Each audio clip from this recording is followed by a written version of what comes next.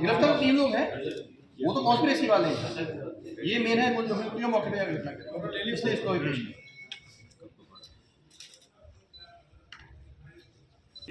एक मिनट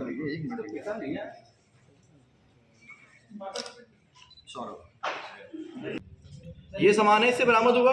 ये इसका बैग है जो आपने जो पीछे देख रहे हैं, वही ये बैग है। क्यों भाई, कहाँ गया? इतना खर्चा कर देते हो, क्या कपड़े वपड़े मांगती है? हाँ। 28-29 की रात्रि में 2:15 बजे से 3:15 बजे के बीच में एक ये घटना घटित हुई, जिसमें कि एयरफोर्स कैंपस के अंदर, जो कि हाईली सिक्योर्ड कैंपस है, जिसमें कि गेट पे काफ़ी सिक्योरिटी रहती है, सीसीटीवी से मैंड रहते हैं, और वहाँ पे कंसर्टीना वायर से भी दीवार के ऊपर पूरी तरह सिक्योर वो एरिया है।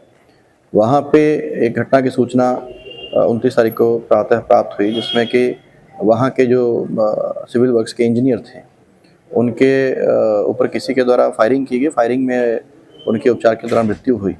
इसमें जो हमारी टीमें हैं, हमारे डीसीपी सिटी और हमारे एडीसीपी ने मिलकर के इसमें जो अभियुक्त था जिसके द्वारा इस घटना को कारित किया गया, उसका नाम सौरभ है, उसको अरेस्ट किया गया। उसके साथ में जो को एक्यूज्ड हैं, उसका मदर और उसके फादर, उनको भी अरेस्ट किया जा चुका है।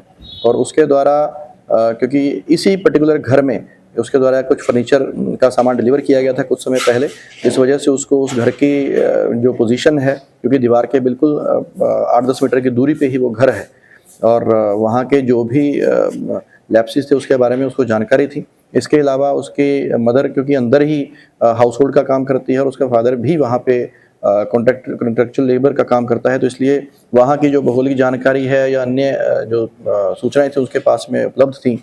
और इसके द्वारा इस घटना को वहाँ पेड़ के सहारे चढ़ के उसके बाद में रस्सी से उतर कर और पहले फ्रंट गेट से जो दरवाज़ा है उसको तोड़ने का प्रयास किया गया, जिसके ऊपर जो वो इंजीनियर थे वो वहाँ पर रात में उठ गए, और उसी को देख करके ये घर की बैक साइड पे गया, और वहाँ पे जो खिड़की लगी थी स्लाइडर वाली, उसी के अंदर से हाथ डाल के जब इसने वहाँ उसको खोलने की कोशिश करी, तो वहाँ सामने उस इंजीनियर को देख करके जिन्होंने कि वहाँ पे रिएक्ट करना चाहा, तो इंस्टेंटली इसने गोली मार करके उनकी हत्या की।